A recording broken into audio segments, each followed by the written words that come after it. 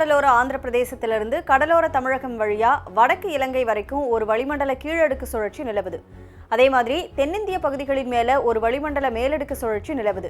இதன் காரணமா 9ஆம் தேதி வட தமிழகத்துல ஒரு சில இடங்கள்லையும், தென் தமிழகத்துல ஒரு சில இடங்கள்லையும், புதுவை மற்றும் காரைக்கால் பகுதிகளிலையும் இடி மின்னலுடன் கூடிய லேசானதிலிருந்து மிதமானது வரையிலான மழை பெய்யக்கூடும்னு வானிலை மையம் தெரிவிச்சிருக்கு. அப்புறம் தருமபுரி, கிருஷ்ணகிரி, திருப்பத்தூர், ஈரோடு மற்றும் சேலம் ஆகிய மாவட்டங்கள்ல ஓரிரு இடங்கள்ல கனமழை பெய்யறதுக்கு வாய்ப்பு இருக்கிறதா வானிலை மையம் தெரிவிச்சிருக்கு.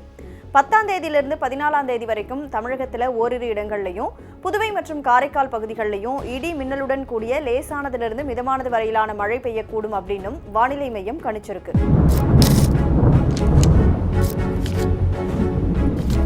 சென்னை மற்றும் புறநகர் பகுதிகளுக்கான வானிலையை பொறுத்த வரைக்கும் நாளைக்கு வானம் ஓரளவு மேகமூட்டத்துடன் காணப்படும் அப்படின்னும், நகரின் ஒரு சில பகுதிகளில் இடி மின்னலுடன் கூடிய லேசானது அல்லது மிதமானது வரையிலான மழை பெய்யக்கூடும் அப்படின்னும், அதிகபட்ச வெப்பநிலை 35லிருந்து 36 டிகிரி செல்சியஸை ஒட்டி இருக்கக்கூடும், குறைந்தபட்ச வெப்பநிலை 26லிருந்து 27 டிகிரி செல்சியஸை ஒட்டி இருக்கக்கூடும் அப்படின்னு வானிலை மையம் அறிக்கையா வெளியிட்டிருக்கு.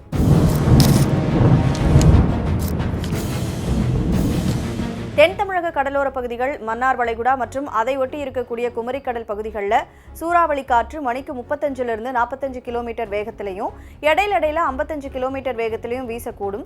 இது தமிழக கடலோர பகுதிகளில் நிலவக்கூடிய வானிலையா இருக்கும் அப்படின்னு தெரிவிக்கப்பட்டிருக்கு. அதுவே வங்கக்கடல் பகுதிகளில், தென்மேற்கு வங்கக்கடலில் சில பகுதிகளில் சூறாவளி காற்று மணிக்கு 35லிருந்து 45 கிலோமீட்டர் வேகத்திலையும், இடையில 55 கிலோமீட்டர் வேகத்திலையும் வீசக்கூடும்னு தெரிவிக்கப்பட்டிருக்கு.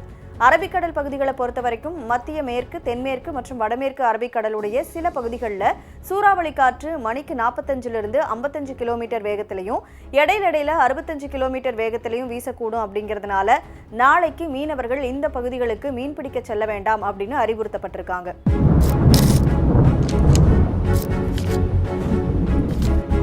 இது மட்டும் இல்லாம கடந்த 24 மணி நேரத்திற்கான வானிலை அறிக்கையையும் வானிலை மையம் தெரிவிச்சிருக்கு.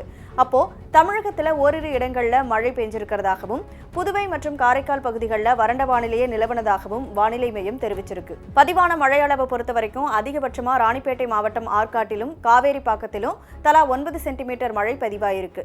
அடுத்ததா திருப்பத்தூர் மாவட்டத்தில் ஆம்பூர், ராணிப்பேட்டையுடைய வாலாஜா, வேலூருடைய அம்முண்டி இந்த பகுதிகளில் எல்லாம் தலா 8 சென்டிமீட்டரும், திருவண்ணாமலை மாவட்டத்தில் செய்யார் ஏஆர்ஜி பகுதியில் 7 சென்டிமீட்டரும்னு மழையின் அளவு பதிவாயிருக்கு.